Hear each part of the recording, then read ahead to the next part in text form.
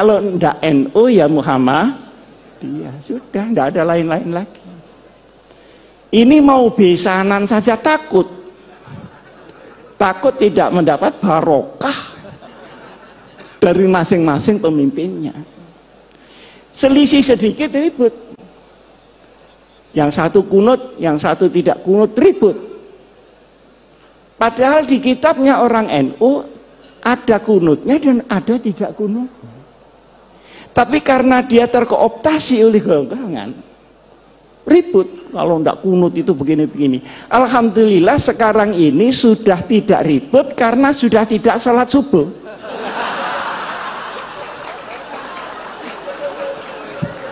Jadi problemnya sudah kelewat. Dulu Pak Den waktu saya masih habis dari Gontor pulang, beda hari raya itu berkelahi Pak.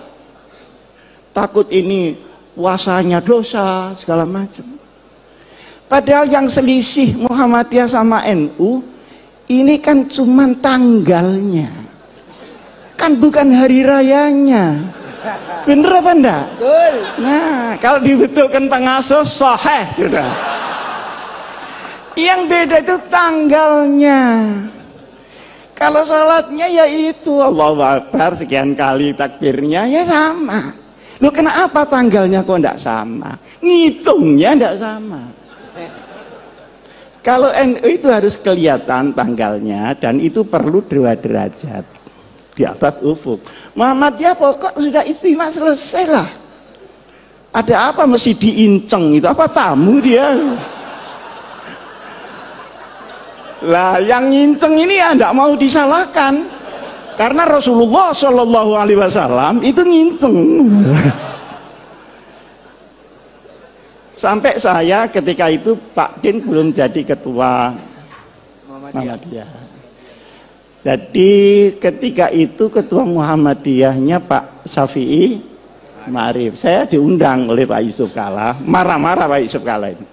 Ini gimana NU sama Muhammadiyah? Masa enggak bisa jadi satu hari rayanya itu? Repot masyarakat kalau begini. Saya tanya, caranya bagaimana Pak? Ya kompromilah. Caranya, dengan Pak Den ya, maaf, dengan Pak Den. Katanya Pak JK, bagaimana kalau Muhammadiyah turun 1 derajat? NU-nya naik 1 derajat. Oh, kalau begitu langsung cash and carry saja. Ini fikihnya pedagang ini di sini.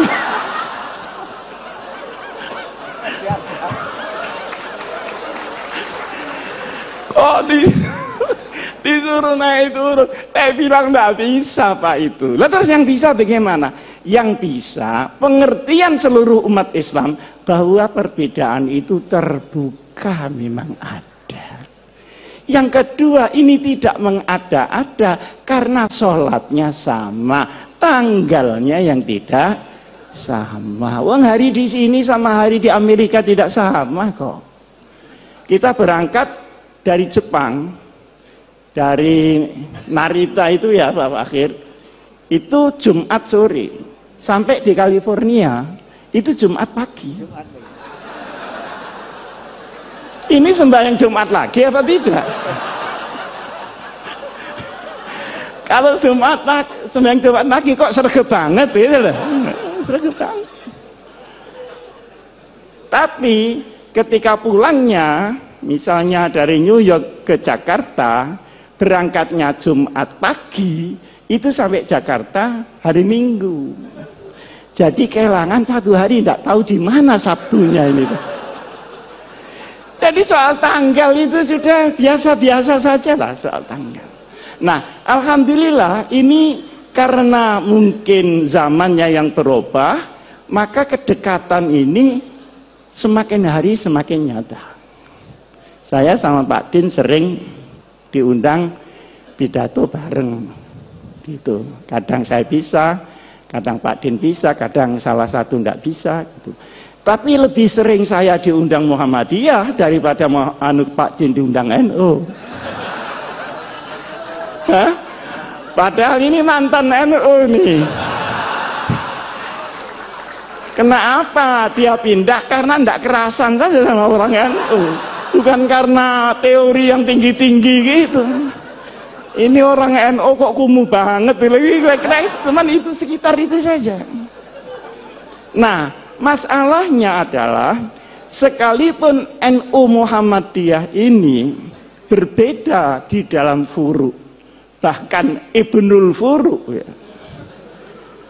Tetapi wawasan keumatannya sama, wawasan kenegaraannya sama. Karena Hadratus Syekh Kiai Hasyim Asy'ari ikut mendirikan republik. Kiai Ahmad Dahlan ikut mendirikan republik. Pahlawan nasional ada di dua belah pihak. Tahu jerih payahnya bagaimana membawa Islam di tengah kebinekaan yang luar biasa itu. Maka sabar. NU sama Muhammadiyah itu sabar. Cuman NU itu sama Muhammadiyah menurut saya itu sepasang sandal. Jadi kalau dipakai semua.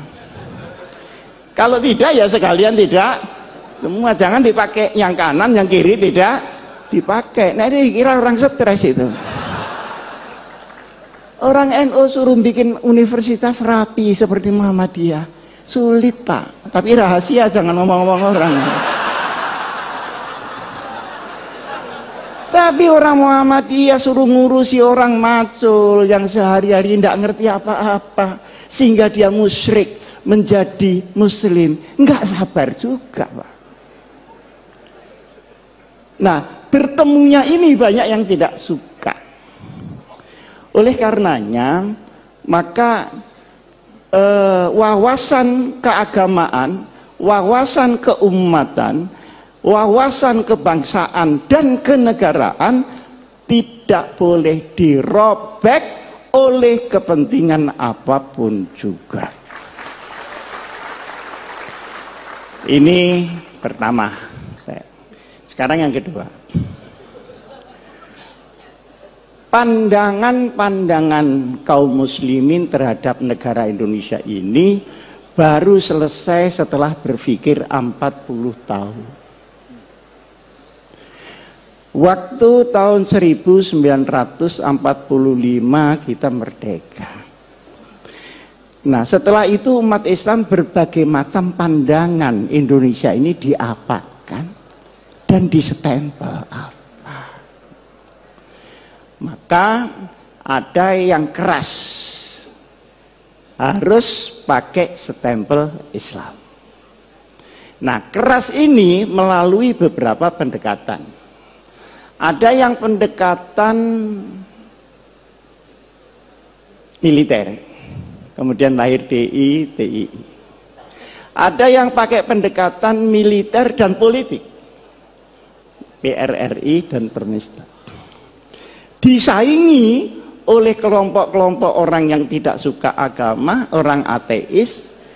48 pemberontakan komunis yang dipimpin oleh Uni Soviet dan pemberontakan 65 yang dipimpin oleh RRC. Saya tidak tahu ini akan ada pemberontakan lagi apa tidak. Nah, masalahnya selanjutnya yang saya maksud begini. Setelah pendekatan militer gagal, dicobalah, ini kok diem saja ada apa? Mendengarkan teman-teman ya? Setelah pendekatan militer gagal, dicoba melalui pendekatan konstitusional. Maka seluruh wakil-wakil umat Islam bergerak di konstituante. Bagaimana supaya negara ini ditetapkan berdasarkan apa? Bentuknya seperti apa? Ada yang minta Pancasila tetap, ada yang minta Islam, dan ada yang minta sosiodemokrasi. Ribet di situ, tidak putus. Artinya dengan pendekatan politik pun juga mentok. Karena ini mentok dan tidak bisa berhasil, maka diambil alih oleh Bung Karno tahun 59 kembali ke Undang-Undang Dasar 45. Nah, setelah kembali ke Undang-Undang Dasar 45 ini, kemudian tahun 55 kemarin ada pemilu, tetapi kemudian tidak menghasilkan apa-apa. Baru ada pemilu lagi tahun 71. Tahun 71 orang Islam semua jadi satu, Pak.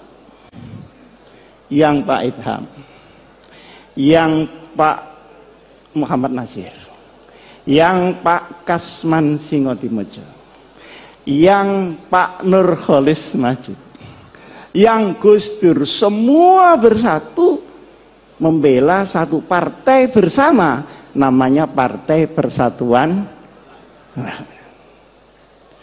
Sampai dengan tahun 82 berhasil utuh, tapi setelah itu mulai retak-retak.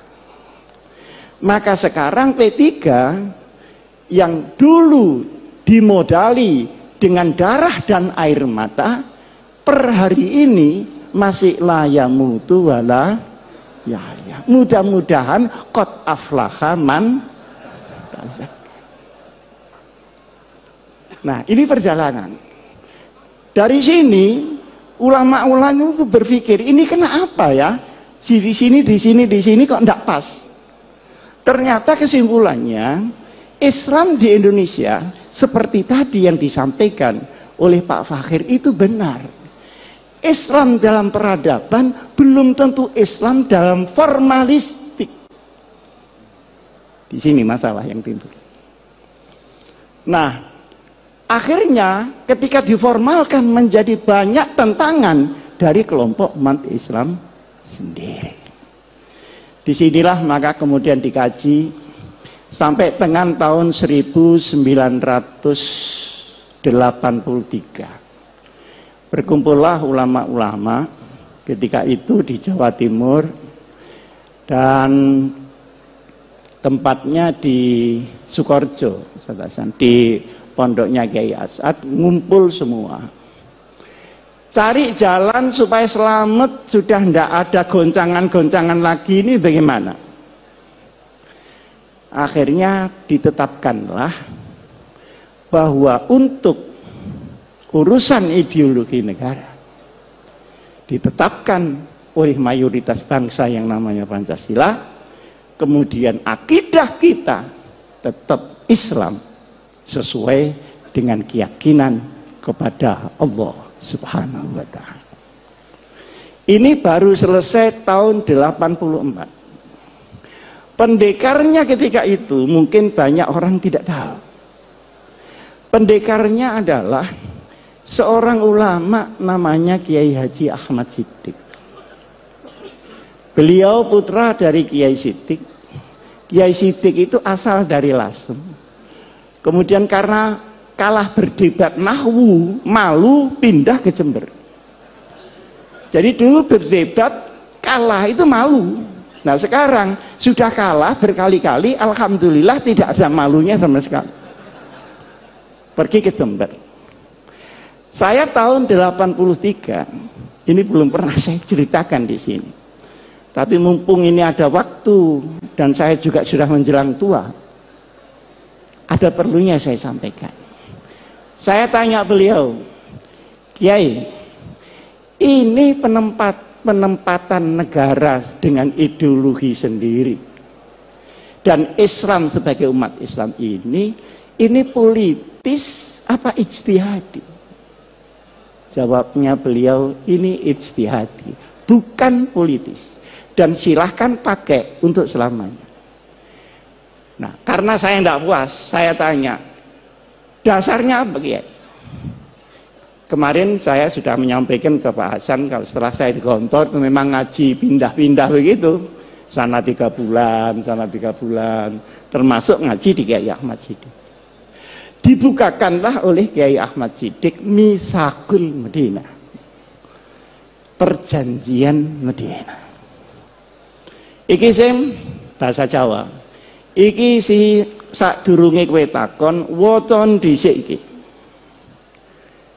Mitsaqul Madinah. Pada tahun kedua dari hijrah Nabi besar Muhammad sallallahu alaihi wasallam.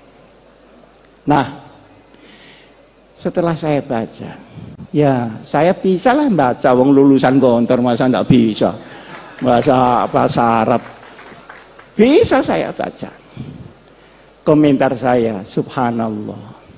Ini adalah piagam yang paling orisinil untuk demokrasi dan kemanusiaan. The original conception about humanity and democracy. Luar biasa ini. Ketika itu saya membaca, tidak saya apalkan karena memang bukan mahfudot.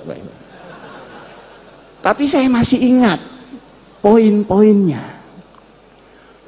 Poin yang pertama, ukhuwah bainal muslimin. Oh, kenapa ya kok tidak ukhuwah Islamiyah ya? Ternyata kalau Islamiyah itu mesti ukhuwah Pak Fakir. Yang ruwet ini kan musliminnya. Khutbahnya wa'tasimu, keluar masjid wa'tafar. Di dalam kita wiridan, di keluar kita ganti sandal baru, kan begitu. Jadi yang ruwet ini musliminnya. Di situ diterangkan untuk urusan-urusan yang furu'iyah sudahlah ma'amaluna walakum ma'malu. Untuk yang usul ini kalau ada perbedaan harus dibicarakan di antara para ulama. Jangan dibicarakan di antara di luar para ulama. Nah sekarang enggak. Ada anak Ansor sama pemuda Muhammadiyah ribut soal tahlil. Ini nyampe apa enggak ke yang mati?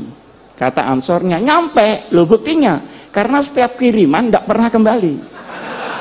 Loh ini ngomong apa?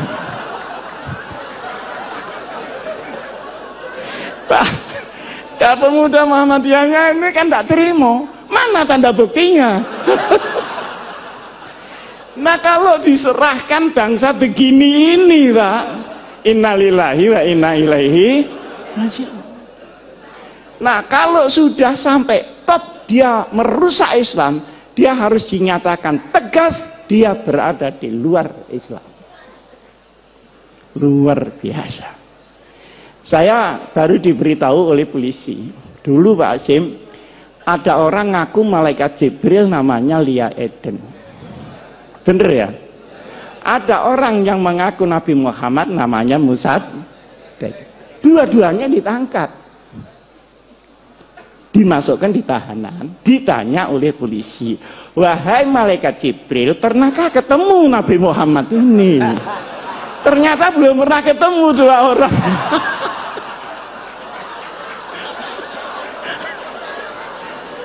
Lah kalau sudah sampai ini Pak, ya sudah, harus tegas, tidak usah ragu-ragu. Saya juga menyampaikan sama Al-Mukarram, Bapak Menteri Agama, sudah jangan ragu, katakan itu bukan Islam. Kenapa ragu? Tapi ini jangan cuma ditepuk tangan itu. Maksud saya, yang lain-lain itu ikut mendorong lah. Supaya ada pride. Karena yang menghadang pun juga sangat banyak. Yang kedua, ukhuwah bainal adyan. Mana yang bisa dikerjasamakan dengan luar Islam, mana yang tidak. Itu jelas sekali. Sehingga rahmatan lil alamin memang melampaui rahmatan lil muslimin. Urusan yang tidak syariah sudah. Bikin got bareng, bangunan, tidak apa-apa. Tapi kalau urusan yang syara, yang akidah, ya lakum dinukum, itu ada tuntunannya Pak. Dan itu disusun langsung Rasulullah Shallallahu Alaihi Wasallam. Nah sekarang ini kalau benci kelewat benci, tidak membedakan mana asyaduhum adawatan atau akrobahum mawaddatan. Zimmi dan harbi disamakan. Tapi kalau sudah kadung kepingin demokrasi, tahlilan di gereja. Itu kurang tempat apa bagaimana? Seperti orang Kristen, tidak usah lah disuruh Jumatan. Nanti sandalnya hilang. Saya kan sering dicemooh sama orang Kristen. Gimana orang Islam itu? Uang ibadah kok sandalnya hilang? Ya mesti saja karena sandalnya tidak dipakai. Nah sampeyan sepatunya dipakai. Jadi yang hilang ya tidak sepatunya, tapi sepeda motornya yang di luar itu yang hilang. Jadi yang seperti disampaikan oleh Pak Din tadi sajalah al-hanifiyatus samkhah, itu pas sudah itu. Ini jangan diumek-umek lagi gitu maksud saya. Nah, kemudian yang menarik lagi untuk qabilah-qabilah di luar hukum syariat dipersilahkan untuk menggunakan kebiasaannya masing-masing. Ini saya belajar usul fikih di sini juga begitu Pak Hasan. Mabhadi awaliyah. Itu belum mabhadi akhiriyah loh. Masih mabhadi awaliyah, tetap kunci. Nah itu digawa diintil-intil tak garut apa-apa kunci. Bab mabhadi awaliyah. Di situ kan ada al-ahdah muhakkamah. Tapi yang muhakkamah yang bagaimana? Tentu yang tidak khilafis syar'i. Ma warada fi syar'i mutlaqan wala dhabita lahu wala fil lughah yurja'u ilal 'urf. Berarti ada status di dalam adat sepanjang dia menjadi al-'urf yang tidak muta'arif. Ini kan sangat jelas. Nah, sekarang ini semua diubah. Yang lunak terlalu lunak, yang keras kekerasan. Semua yang lain dirinya dibilang kafir, masuk neraka. Neraka, semua masuk neraka. Surganya cuma dia aja. Lu kok tidak takut masuk surga sendirian? Yang arduhat samawatu wal. Gini-gini ini bagaimana? Nah, ada lagi yang kita merasa bahwa itu bukan Islam, seringkali ya, tetapi sesungguhnya itu pilar di dalam Islam, adalah kepastian hukum. Innallaha ya'murukum an tu'addul amanati ila ahliha. Tu'addul amanati ini untuk Pak Hidayat Nur Wahid. Untuk politisi-politisi supaya membawa amanat rakyat. Jangan 5 tahun sekali datang ke rakyat terus tidak tahu lagi, menunggu 5 tahun lagi. Ini yang tidak tepu, ini mesti pendaftar. Nah, kalau idza hakamtum, ingat bainan nas bukan bainal muslimin, antahkumu bil adl. Penegakan hukum ini harus sama rata sama rasa. Nah, sekarang di Indonesia kan tidak. Hukum naik susah, ke bawah kena. Pajak naik sulit, turun gampang. Akhirnya yang kena yang kecil-kecil. Jadi kepastian hukum. Jadi, inti dari hukum adalah al-adalah. Inti daripada politik adalah al-amanah. Kalau dua ini hilang, maka hukum akan menjadi cerita dan politik akan menjadi akumulasi kekuatan saja. Luar biasa, Pak. Di bawah ada lagi al-musawah bainal iqtisad, keadilan ekonomi. Ini tidak sama rata sama rasa, tapi sama-sama merasakan. Beda kan? Sama-sama merasakan. Kalau tadi biar anak saya Fatimah Syarakat lakotok tuh, ya dah. Kalau ini enggak. Masa tukang ban minta rezeki sama dengan pabrik ban? Kan enggak mungkin. Tapi semua kebagian, halalan, thayyiban, mubarakan. Orang sedikit bisa bahagia, dapat banyak bisa bahagia, dapat sedikit bisa menjadi pencuri, dapat banyak pun bisa menjadi rampok di mana-mana. Yang habiskan uang negara itu bukan orang miskin, Pak. Orang yang sudah Masya Allah kayanya. Nah, di sini pun adalah ketentuan yang harus ada di sebuah negeri, apapun bentuk negeri itu, kita ada orang Islam di situ, kita harus perjuangkan ini. Nah, kemudian ketika Madinah diserang orang-orang lain, maka seluruh agama yang ada, baik Yahudi, Nasrani maupun Sabi'in, harus bersama-sama membela nasionalisme Madinah. Coba, Pak. Ini kan Masya Allah. Dan ini bikinan Nabi Muhammad loh, bukan bikinan Muhammad belakangan ini, Pak. Ini Nabi Muhammad. Kekurangan kita adalah di dalam pemahaman daripada Islam, implementasinya sudah punya fikih, sudah punya dakwah, tapi kita sering melupakan sirah nabawiyah di dalam memimpin umat Muhammad Rasulullah Sallallahu Alaihi Wasallam. Karena sirah nabawiyah itu juga strategi implementatif yang real dari Rasulullah. Kapan Rasulullah dakwah diam-diam, kapan terang-terangan, kapan mengungsi, kapan hijrah besar-besaran, kapan dia menunggu, dan kapan beliau membalas serangan. Semuanya ini harus kembali di dalam benak kita. Nah, sekarang ini para bapak yang saya muliakan, negeri yang tadi oleh para ulama diputuskan tahun 84 itu supaya diisi, jangan didekonstruksi. Kalau didekonstruksi, ruwet, habis waktu untuk mendekonstruksi, belum lagi mengisinya kembali.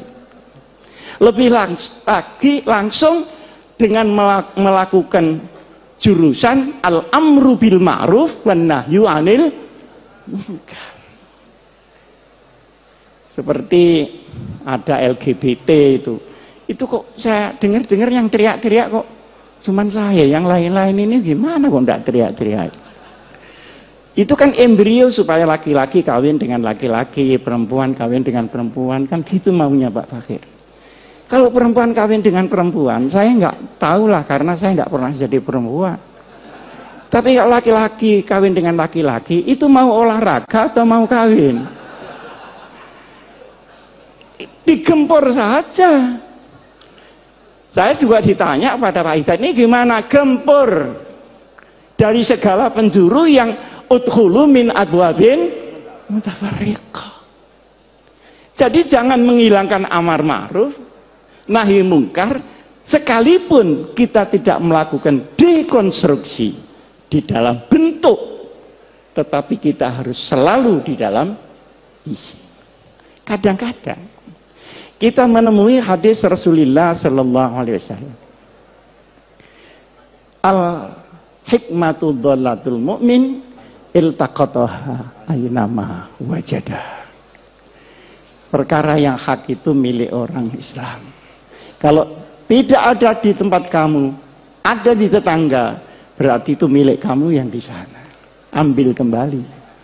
Jangan tetangganya dimaki-maki karena tetangga. Kalau bapak-bapak pergi ke Jepang, pergi ke Taiwan, pergi ke Korea, Masya Allah, perlindungan konsumen, perlindungan jual beli, kualitas. Nah ini ada saksinya Pak Fakhir, dilindungi oleh undang-undang. Jadi kalau kita ke Taiwan, kehilangan koper di bandara, pasti kembali.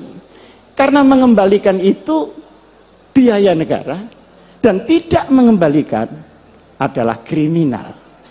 Loh, bukankah sepotong ini juga Islam?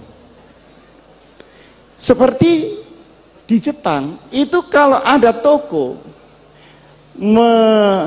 malsu kualitas, langsung ditutup, Pak.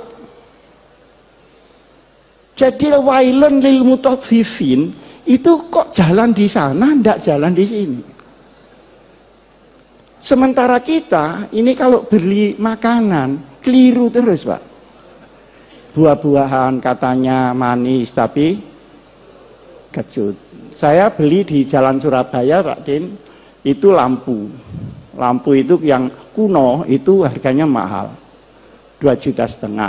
Kalau yang baru itu cuma 650. Saya bilang saya minta kuno, Pak. Oh iya Pak Ji, ini tinggal satu yang kuno.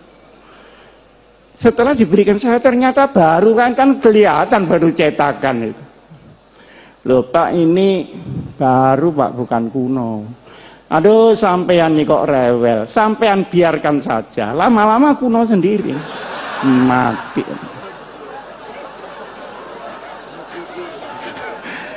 Itu namanya sekarang katanya mukidi. Ini lama-lama kuno sendiri. Wah, ini orang belum tahu siapa yang beli ini. Akhirnya saya bayar 650. Loh, Pak Ji kurang ini. Ya kurangnya nanti kalau sudah kuno.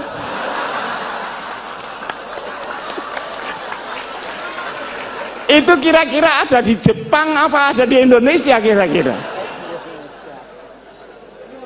Lah terus sepotong ini saja loh ya, bukan la ilaha illallahnya. Yang Islami yang mana? Akhirnya dia sadar, loh Bapak ini dari Sidoarjo, enggak, saya dari Malang. Lu Malang mana? Itu kan ada Pondok Al-Hikam, itu pondok saya. Oh kalau begitu Bapak ini Pak Hasyim Muzadi ya? Kok enggak bilang dari tadi ya? Kan malu saya kalau begini. Jangan begitu, lain kali bilang Pak kalau Bapak ini Pak Hasyim Muzadi. Bagaimana mudah-mudahan saya ini tidak kualat saya ini. Jadi dia takut Allah apa takut Hasyim Muzadi? Jadi akhirnya saya itu mikir, ini kenapa ya begini? Pak Fakir kan sebentar lagi menjadi Menteri Luar Negeri, Allahumma. Masa naibul fa'il terus? Lama-lama ini bagaimana ya kok begini? Jadi ternyata setelah kesana kemari, ilmu saya itu ya ilmu keluyuran saja, itu kan ilmu yang berat-berat. Oh kalau begitu, lau anna ahlal qura amanu wattaqau. Itu ahlal quronya bukan kuronya, Pak. Jadi kita tidak usah bulet perkara kuro, tapi ahlal amanu wattaqau. Fafatahna alaihim. Tapi walakin kazabu, yang kazabu tadi kuronya apa ahlul kuro? Ini bukan tamrinan tapi sudah terang. Sehingga menurut saya yang penting bagaimana kita isi Indonesia. Nah, di saat kita ngisi itu, tantangannya luar biasa, Pak. Terutama setelah tahun 2002, setelah reformasi ini. Seluruh ideologi yang baru-baru masuk, baik di kalangan kaum muslimin, maupun yang dari barat, maupun yang dari timur, semuanya masuk, sementara kita sedang diancam oleh regenerasi yang sudah 100 tahun ini. Indonesia akan ganti penduduk baru. Mereka anak kita atau anak zamannya. Ini menjadi perhatian kita. Tetapi la tayasu min rauhillah. Sekian banyak kita berkumpul.